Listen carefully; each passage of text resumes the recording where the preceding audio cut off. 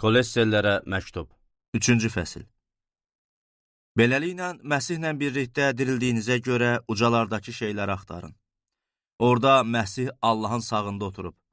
Dünyəvi şeyləri deyil, ucalardakı şeyləri düşünün. Çünki siz ölmüsüz və həyatınız Məsihlə birlikdə Allahda saxlanılıb. Həyatınız olan Məsih zühur eləyəndə, siz də ondan birgə izzətlə zühur eləyəcəksiniz. Buna görə cisminizin dünyəvi meyilləri olan cinsi əxlaqsızlığı, murdarlığı, şəhvəti, pis ehtirası və bütpərəstliyə tay olan tamahkarlığı öldürün. Bunlara görə Allahın qəzəbi itayətsizlərin üzərinə gəlir. Əvvəllər siz bunların içində yaşayanda belə həyat sürdünüz.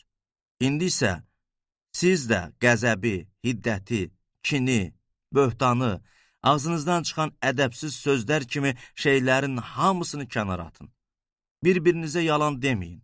Çünki köhnə mənliyinizi və onun əməllərini üzərinizdən çıxarıb yeni mənliyə büründünüz. Yeni mənliyiniz onu yaradanın surətinə bənzər şəkildə təzələnir ki, biliyiniz tam olsun. Bu təzələnmədə Yunanla Yəhudi, sünnətli ilə sünnətsiz, barbar, skif, qulla azad arasında fərq yoxdur. Məsih hər şeydir və hamımızdadır. Beləliklə, Allahın seçilmişləri, müqəddəsləri və sevimliləri kimi ürək mərhəməti, xeyirxahlıq, itayətkarlıq, həlimlik və səbrə bürünün. Bir-birinizə dözün və birinizin digərindən şikayəti varsa bağışlayın. Rəbb sizi bağışladığı kimi siz də bağışlayın. Bütün bunlardan əlavə, kamil birliyin bağı olan məhəbbətə bürünün. Məsihin sülhü qoy ürəklərinizdə münsiflik eləsin. Çünki bir bədənin üzvləri kimi bu sülhə dəvət olundunuz.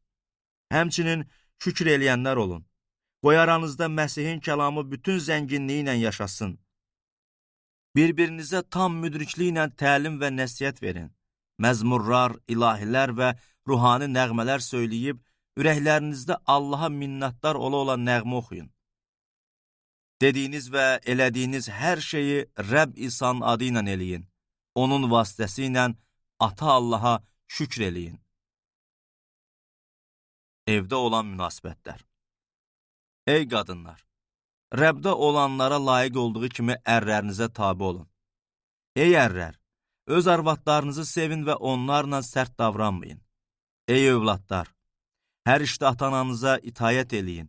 Çünki bu, Rəbbi razı salır. Ey atalar! Övladlarınızı incitməyin, yoxsa cəsarətləri qırılar. Ey qullar!